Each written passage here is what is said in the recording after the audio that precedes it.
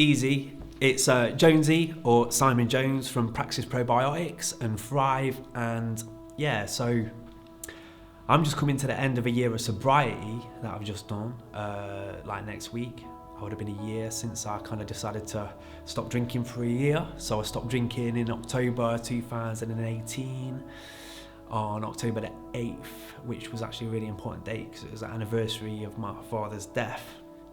He sadly passed away, dying as a result of the combined effects of cancer and chemotherapy, which was a big shock and a big wake-up call, and it was one of the key kind of motivators ultimately to encourage me to think a little bit more about my own health. In the kind of last 8 years, I would suggest that I was alcohol dependent. I've been drinking pretty much every single day without fail for the bulk of the last like 5 years or so. And as a result of various different stresses and sort of like pains, I'd become an alcoholic.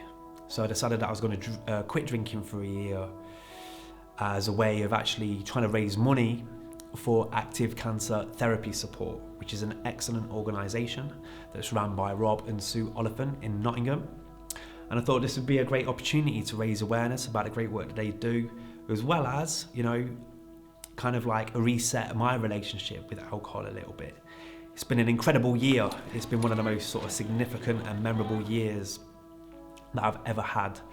And what we thought would be interesting is because I'm involved with like Practice Probiotics, which has been quite ironic really, because we've been specialising in kind of medicinal fermented food and drinks, focusing on gut health. I've been running workshops in the community about how you can improve your gut and boost your immune system via healing the gut. I'm really, really grateful for you participating in this workshop. I'm really excited by this. I'm quite nervous as well. It's only the second kind of quite thorough participatory fermented vegetables workshop that I've ran, which is quite ironic whilst I was like knocking back all of the rosé and strongbow that the corner shop had to offer. So yeah, I became more mindful about my sort of like drinking during this period and thought, you know, it's important that I kind of like knock this on the head a little bit. And I thought I'll take the opportunity to learn as much as I possibly can about kind of alcoholism and maybe addiction a bit more generally, and some of the things that we can do to actually like deal with and overcome our addictions.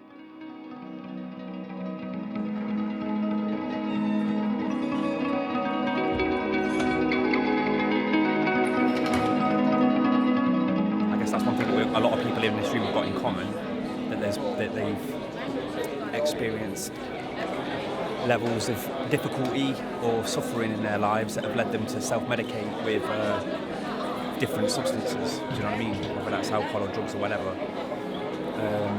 So I've got that sense of affinity with the people in here. How people go about sort of trying to overcome their addictions, totally unique.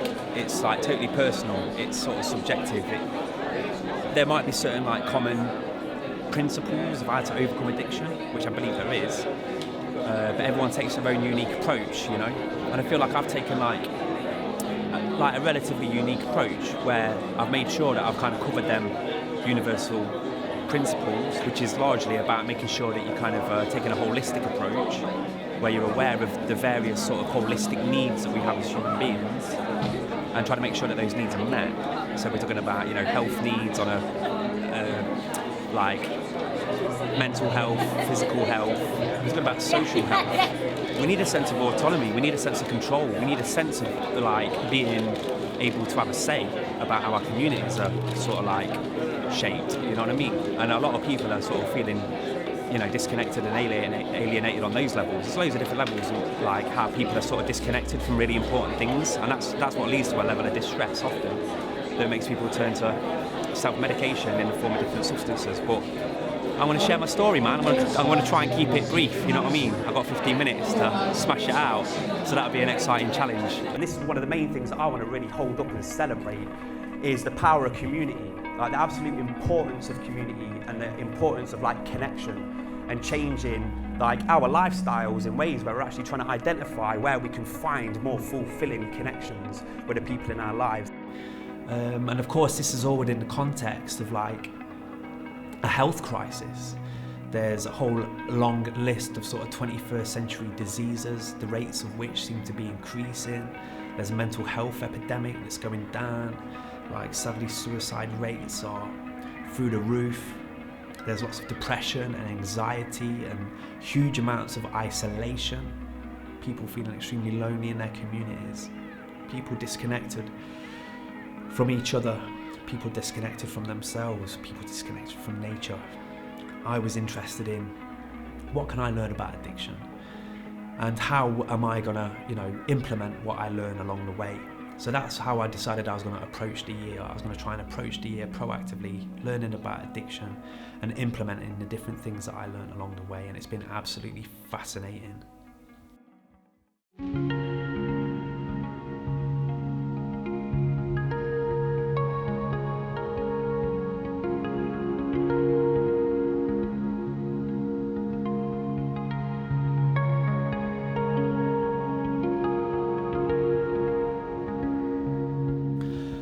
And increasingly this sort of like idea, this term that I use, I've been using it with Practice Probiotics and for the last couple of years with some excellent people in the community that have been, passionate and organising various different sort of like events and projects to do with holistic health and well-being. We've been talking about this idea of thriving, and it's like the slogan of Practice Probiotics, like to thrive together.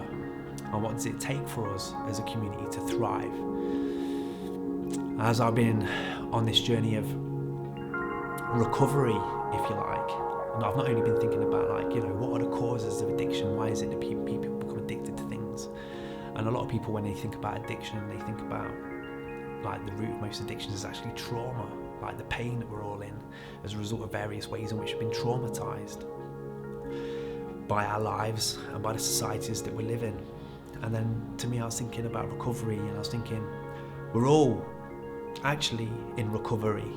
We've all been traumatized or wounded or affected or damaged, dehumanized, alienated, exploited and oppressed on various different levels, and in that sense we're all going through a process of recovery. And I was thinking about, we can make changes in our lives and we can try and sort of like heal within the context of this society that we're living in. Or maybe we can actually try and work out what it is about this society and the ways in which this society traumatizes us also in various different ways. What would a society look like where there was no addiction? What would a society look like where people weren't in so much pain? What would a society look like where people weren't so systematically traumatized, where there wasn't chronic stress going on, where there wasn't so much plunder and oppression and injustice in society, which contributes to the trauma and the pain that people feel and choose to want to escape from. And I was thinking about this notion of recovery, and then I was thinking about radical recovery. So what is radical recovery? And this idea of like healing holistically. And I've learned a lot along the way about how we can thrive or die together.